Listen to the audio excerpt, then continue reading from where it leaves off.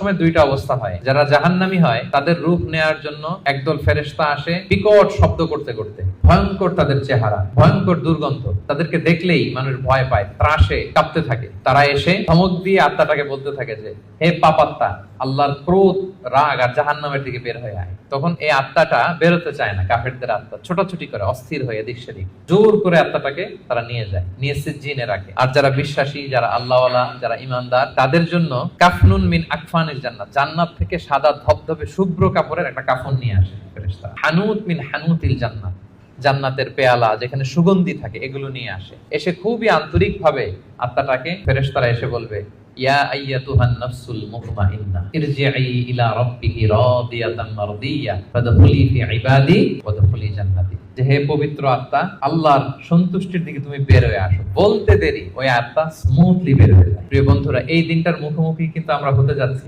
একদিন আমাদের দেহ থেকেও তো আমাদের এই আত্মা বের হবে। আমরা যেন ওই শ্রেণীর অন্তর্ভুক্ত হতে পারি যাদের জন্য জান্নাত থেকে শুভ্র কাফন আনা হবে। আল্লাহুম্মা